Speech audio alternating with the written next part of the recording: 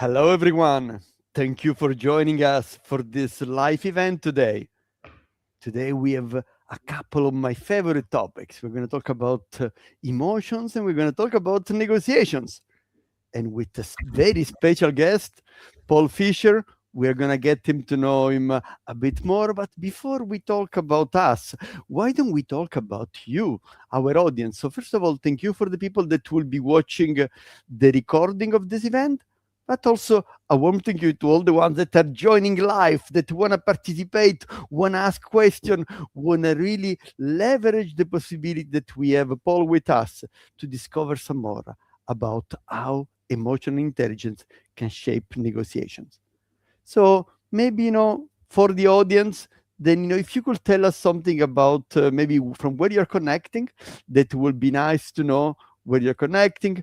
Paul is from the UK. I am Italian, living in Switzerland, currently in Asia. So let's see what kind of mix of people we are gonna get for this live event. So just use the chat system that you see on the right side of your screen, and let us know from where you are connecting. By the way, maybe you have also some specific expectations from this live event. So let's see. Okay, well, the first user is actually from Asia. It's from Hong Kong. Thank you very much for joining us. Fantastic. Then we have Julia from Rome. Okay. And we have Karin from Zurich. Hello. Another negotiation expert. Hello, Karin. Great to see you. And then we have Chris from Belgium. So, okay, quite a variety of people. Good. Then we have Tatiana. Hello, Tatiana from Geneva. Fantastic. So, okay, perfect. We see more and more people joining us. Fantastic. And, okay, but I don't know, of course, why special event, because Paul, we know, is the program director of the legendary Oxford Program on Negotiation, one of the best-selling program in the world of negotiation, great reputation, attracting people from all over the world. So let's try to find out a bit more about our special guest today. Paul, can you say a few words about yourself? Yeah, sure. Thank you, Giuseppe, and lovely to see you all. It's great to have such an international audience. My name is Paul Fisher. I run the Oxford Program on Negotiation. We hold it twice a year, and people from around the world, including a couple of familiar names on this call, come to Oxford to learn the art and science of negotiation, which are, as I'm sure you all agree, is a fascinating topic. I teach negotiation and lots of other different programs. I do work outside the business school as well, and really looking forward to spending the next 45 minutes with you talking about this fascinating subject about emotions and negotiation. Amazing, fantastic. My side, my name is Giuseppe Conti, and I'm also a professor in Switzerland, and I'm also the founder of CABL, a company that specializes in negotiation and influencing, and became a professor in the later part of my career. I worked in a corporate world for over 25 years beforehand. Okay, so let's talk about emotional intelligence. So let's start, with maybe a general question. How would you define emotional intelligence and why it is important in negotiations? Thanks, Giuseppe. I mean, emotional intelligence is a word that has been bounded about a lot. Very famous book by Daniel Goleman on emotional intelligence. But I'd say it's pretty simple, the definition. It's that ability to notice your emotions and notice your counterpart's emotions, and to use that information to make better choices and decisions in negotiation. And I genuinely think pretty much all the great negotiators have that emotional intelligence. On my negotiation program in Oxford, we work with a brilliant negotiator called Baroness Cathy Ashton, who was the head of the EU's negotiations for many years. Angela Merkel in the world of business, Satya Nadella, they all have emotional intelligence in bucket loads. So they can read the room. They can understand sometimes not what's just being said, but what's not being said. They can detect people's emotions. They can label emotions. So, I mean, I just think it's so fundamental. And it's also about self-awareness, isn't it? And I think the great negotiators are also self-aware as well. And that's part of emotional intelligence, how you come across, how you're landing with your counterpart. What are the listening? What are the emotions going on in the room? Is your counterpart frustrated, defensive, excited? Detecting the things which are really important to them. So I love emotional intelligence, and I think it's something that everybody can learn. Fantastic. By the way, a small self-awareness exercise for our audience. How do you feel right now? Are you excited to listen to Paul? Are you intrigued about what you're going to listen? Let's try, just start by, making this quick exercise and recognizing the emotion that you're feeling right now. Hopefully positive emotion. Hopefully positive emotion, yes. Also, because let's face it, the beginning of this year has not been quite, the best. And, there was so much negativity around the world with what's happened in the first 3 weeks. So, let's enjoy, a few moments of positive emotion and hopefully inspiring learning on this. Let me do, maybe a rhetorical question, but do emotions matter in negotiation? And why do negotiation provoke emotions? Yeah, a very good question, Giuseppe. I mean, my answer to the first one, I think, is yes, emotions absolutely matter in negotiations. I mean, it's interesting how negotiation theory has developed. I mean, many of you will have read that brilliant book, Getting to Yes, and that talked about separating the people from the issues. But I think it's really impossible to do that. We are all human beings, and of course, AI is playing a role in negotiations, but ultimately, normally, it's one human negotiating with another. So I think emotions are really important. You can't just check them out at the door and then negotiate. And what's also interesting, there's been a lot of research over the last few years showing there's a direct link between how you feel in a negotiation and how you actually do. It was Jared Cohen and his colleagues at MIT in the US found a direct link. So in other words, if you come out of one negotiation feeling good about yourself, feeling like you've been respected, feeling positive, feeling like you're a competent negotiator, if you go into another negotiation with the same people, you'll actually do better objectively as well. So I think there's an absolute direct link between the two. Your other question, Giuseppe, why do negotiations provoke emotions? I think there's a number of reasons. Firstly, for a lot of people, negotiation is quite a stressful experience. It's that sort of idea of you against me, that sort of adversarial characteristic. I would argue it doesn't have to be like that, but I think people don't like that adversarial element. And sometimes there's a loss of control. We like control in our lives, and in negotiations, you're never quite sure how your counterpart is going to react. Will they be collaborative, competitive? Will they have more power than you think? So it's that unpredictable element, which I think makes people elicit emotions. I think feedback, a lack of feedback. We don't often get feedback in negotiations. So that tends to sort of elicit anxiety and makes negotiation sometimes quite an uncomfortable place to be. Also confidence.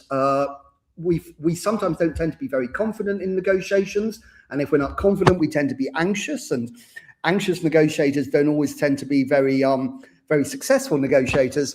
And the final thing I'd say is we struggle to kind of put ourselves in the other side's shoes. So we often we fail to understand our counterparts, and that often can lead to frustration, anger, anxiety, surprise. So it can be quite a stressful place to be.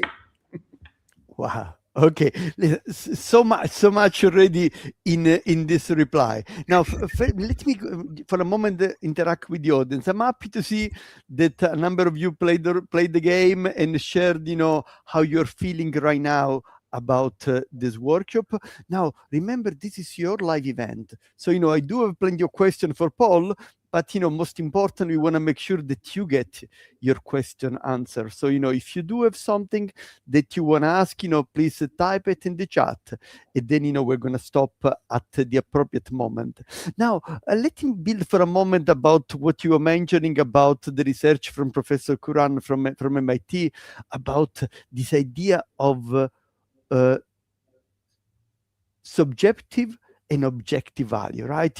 So very often we focus on the objective value, what your boss measures, right? The price, the payment terms, the volume, the milestones, and those kind of things. And the interesting element of this research from 2008 is that he actually puts a lot of focus on the importance of the subjective value. So how the people feel about the experience, how they feel about the process, how they feel about themselves, how they feel about the relationship. Because, if people feel good, they're going to be more willing to work with you, and you will end up, getting better value afterwards. Think it over, especially if you're already an experienced negotiator, and I see here quite a few. I see Raul, I see Samuel, I see Sol, people that have been negotiating, Martina, that have been negotiating for a while. So, if you're already an experienced negotiator and you know how to get some good objective value, now, the next step is really being able to also get this subjective value so that the people feel good about the experience with you. Now, let's continue about this journey of emotion. Maybe, you already mentioned a few, but let me try to ask you to go more in depth. Can you give me some example of the most common emotions in negotiation? And how can you better manage yours and other people's emotions? Great. That's a great question, Giuseppe. I mean, as I said, there's lots of emotions in negotiation. It could be guilt, frustration, surprise, relief, sympathy. But I think two really common emotions are anxiety and anger. And I mean, just going through both of those, I mean, we've all felt anxious in a negotiation. It might be negotiating with our boss for a pay rise, I don't know, a new pricing structure with a client, a lawsuit, buying a new home. Many of you, I'm sure, have bought new homes or new cars, which you set your heart on. So it's a very emotional interaction. So the stakes are quite high, and we do get anxious. And as I said, the research shows if you tend to be an anxious negotiator, you don't tend to actually get an optimal outcome. Why? Because you want the whole ordeal to be over. You give away things too easily. You just want to get out of that room. So when it comes to anxiety, how you can alleviate and better manage it, I think preparation. The more you prepare, the more confident you tend to be clear about your goals, and practice negotiating. On our negotiation program, for example, I would say we spend 60 or 70% of the week negotiating, doing simulations. So I think preparation, trying to visualize the different paths that the negotiation might take, mapping out scenarios. What if my counterpart suggests a price discount? What if the issue of earn-out comes up? So the more you can kind of be aware of the different scenarios, the more confident, the less anxious you tend to be. But I'd say that the most important thing, and I say this at all my negotiation classes, is if you can reframe the negotiation. So it's not a me against you, it's a we together solving a common problem. Anxiety tends to sort of ebb away, because there you are, you're collaborating, it's not an opponent you're dealing with, it's a colleague, and you've got a common problem that you share, and you're trying to work towards a common solution. So I really encourage you to kind of reframe the negotiation, because as I said, that word negotiation can be really stressful. When the European Union was formed, Jean Monnet, who was a very famous French diplomat, he banned the word negotiation. This wasn't a negotiation, this was a joint problem-solving activity where European countries would come together and try and ensure that they never went to war again. So, second one, of course, is anger. As I said, anger is pretty prevalent in negotiations. But one of the things you see there's many examples of famous negotiators who use anger. Bernie Ecclestone, the former head of Formula One, used anger. Donald Trump uses anger. Everyone will remember the infamous Zelensky meeting in the White House. And what I'd say about anger is, well, firstly, don't get angry yourself, because anger against anger doesn't tend to lead to good results. It leads to impasses, lack of trust. So keep calm. And the more you can try and differentiate where that anger is coming from, the more effective you are as a negotiator. So, for example, some people, and I think Donald Trump does this, he uses anger as a tactic, as in he's not genuinely angry, but he thinks it's going to get him more in the negotiation. So in that situation, what you really need to be is to be resolute, to show resolve, to show resilience. But sometimes people will be angry for a real reason. They'll be genuinely angry. And in that kind of environment, your approach should be very different. It should be trying to find find out why they're angry, ask questions, listen, try to understand their grievances. And the one thing I would say is if you get confronted by anger, don't let it be successful. So don't give away things because someone's being angry. Don't lose your resolve, because if they see that, they'll think, wow, this is great, and they'll continue being angry. If they don't see that, it's actually really hard work being angry for too long, so they'll tend to dissipate. So, and I mean, long answer here, Giuseppe, but other things, go for a walk, take a time out, calm down, take on the process. So you could say, we could go round and round like this, going back and forth about who's to blame, but surely our time will be better spent working on a solution. So the more you can, again, reframe the negotiation, the more opportunity there is for success. Wow. Very nice. Yeah, loved it. So, what we are saying is, if I summarize, the key ideas is that when dealing with anxiety, preparation and practice will certainly help. That's why, our workshop are so much based on practice, because that's by doing that you ended up learning.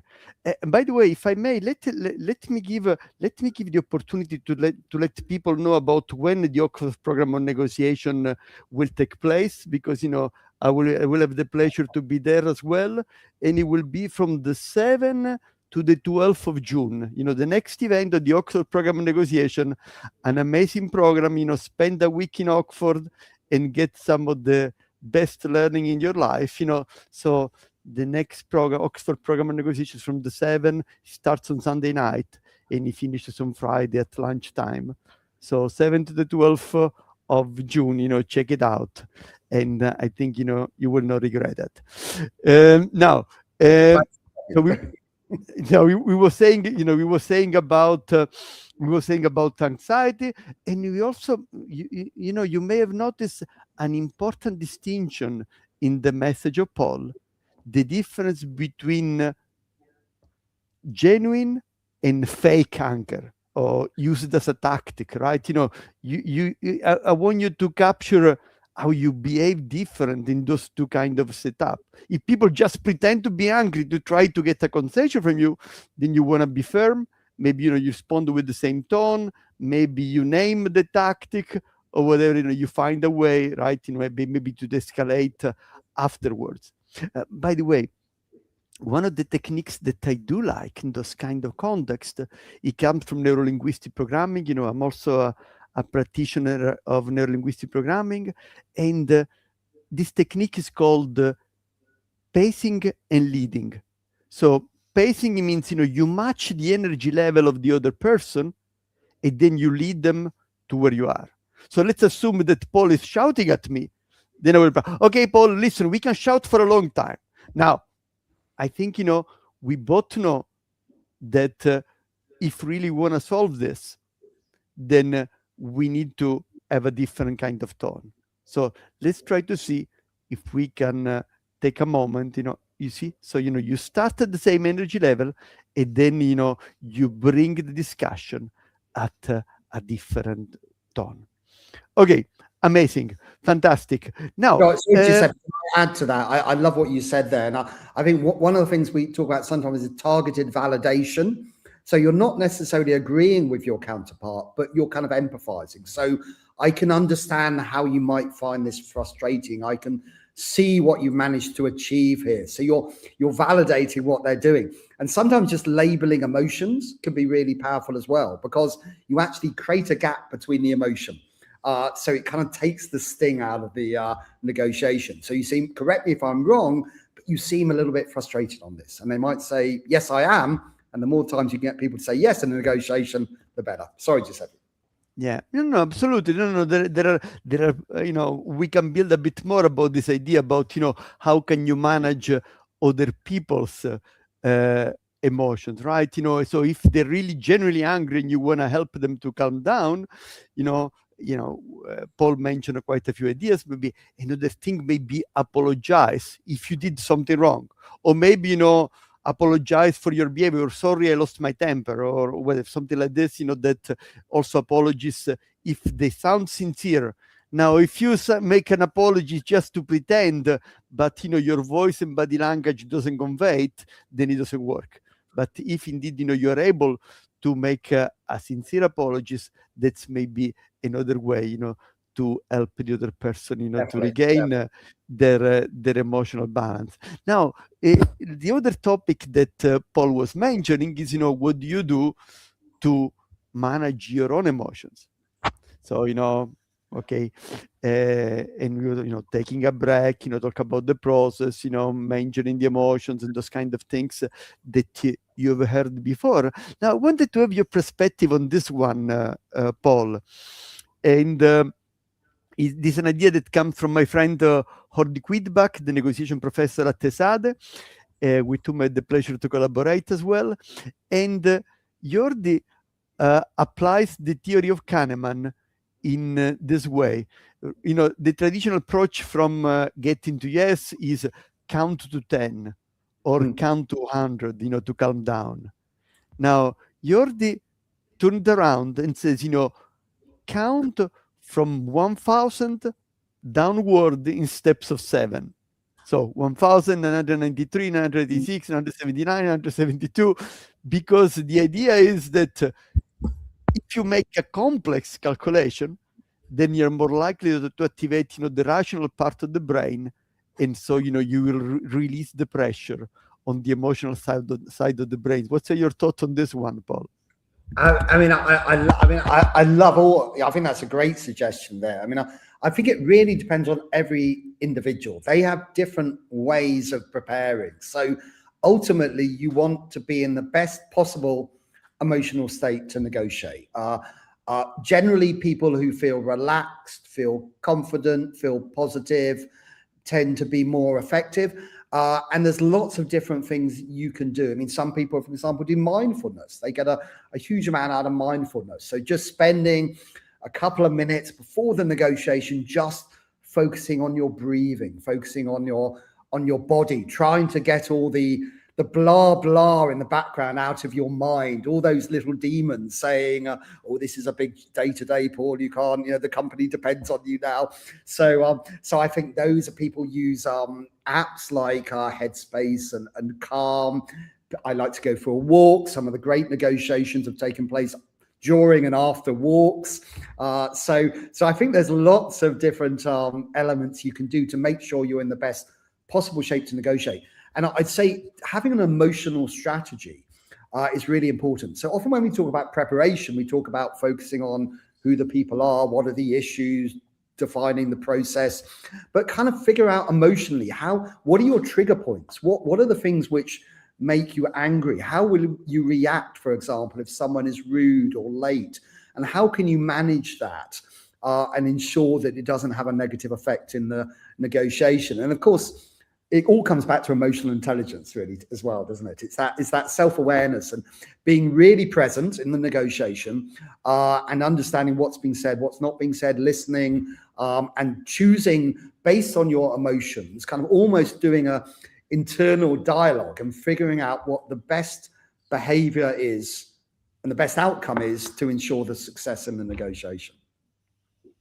Fantastic. We have a question from Sol. Let's see what the question. Hello, Sol. Okay. In negotiations, how do you differentiate useful from not useful emotions and how to deal with it? How do you respond differently? That's a really good question. We've talked, emotions don't easily just fall into the category of good emotions and bad emotions, because they're more nuanced than that. But again, I think it's about self-awareness, about emotional intelligence. So understanding, for example, I mean, take a negotiation. You're in the room and you're trying to be kind of aware of what's going on and sort of feeling what, you feel like I feel a bit frustrated here. I'm feeling a bit defensive, and you feel like speaking or saying something which isn't going to necessarily help the negotiation. But it's that through emotional intelligence, you can think, well, I could say this, but is that really going to help? And actually holding back and not saying it. So a lot of it is kind of internal. And as I said, I mean, anger, the research shows that anger sometimes can be effective in negotiations, but long term, it's a very risky strategy. So if you feel like you're being angry, try and pull back, take a deep breath, maybe take a time out if you feel anger is really building on both sides, and responding accordingly. So I think, Maria, the bottom line is all about self-awareness. It's about being aware of what's going on, reading the room, managing your emotions, and of course, managing your counterparts and figuring out what's helpful for the negotiation and what is going to be a potential obstruction in the negotiation. Yeah. And by the way, it may happen to all of us, sometime to lose control. And then, the more we become aware, we take it as a piece of information, then the better it is. Allow me to share a personal story, right? When I was a procurement director, and I had a difficult supplier, that was not performing, with whom we had a number of problems, but we were in a single source supply for some of the products, and we had to continue to work with them. Then there was a new account manager that turned things around, and everything worked well again. But then this account manager was so good that he was promoted and he moved to another job. And then we had a new account manager. At the same time, his boss also changed. So we had a completely new team with whom to interact. We were meeting for the first time, and I prepared the meeting with the account manager. We defined, remember, one of the advice that you get from me is, negotiate the process before you negotiate the substance. So, we took our time to negotiate the process, to understand what we were going to do, in what order, etc., etc. Everything looked clear. So I had a good discussion with this new account manager. It looked that we were going to be on the same page. They come over to meet us, and, we do the introduction, etc. And then they start the meeting and say, oh, by the way, we want to tell you, for this product, our prices go up by 25%. We had not talked about this. It was not on the agenda. And the guy starts the meeting like this, so I really felt, the anger. I wanted to shout and say, out of the room. But of course, that will not be the right way. So then, you have to find the techniques that you were talking before, to try to find a way to keep your emotion under control when they're negative. Because of course, if you start, letting them go and really telling to your counterparts what you think about them, then of course, it may backfire, especially if you're in a weak position and you need to use them over time afterwards. Yeah, okay, no, I think that's a really good point. What I would say, Daniel Goleman talks about the amygdala hijack, and that's where I don't know if anyone who's read Kahneman, that's where your system one, your emotional kind of regulator, takes over your more kind of rational, conscious part of the brain. And that often doesn't tend to lead to good decisions. So if you feel like you're getting flustered, your heart's beating, your palms are sweating, you're kind of feeling angry or anxious, it doesn't tend to lead to really good, strong decisions. So it's as Giuseppe said, it's taking a step back and being prepared for when someone does something like that. Suddenly, oh, by the way, price is going to go up 25%. Sometimes it's best to ignore them because you don't actually know whether they're just using that as a tactic or whether that's an actual part of the negotiation. Donald Trump gets everyone very angry, and he kind of intends to with these extreme demands. And that's kind of part of his strategy. And sometimes I think we get a little bit kind of flustered and carried away and too angry with actually, rather than actually taking a step back and realizing that's actually kind of part of a strategy. Going with an extreme demand, the total ownership of Greenland, and then that changes the whole negotiation parameters in his favor. Yeah. And we have seen that, remember what we said just a few minutes before, when anger is used as a tactic, the right approach is not to apologize, to listen, to acknowledge, etc.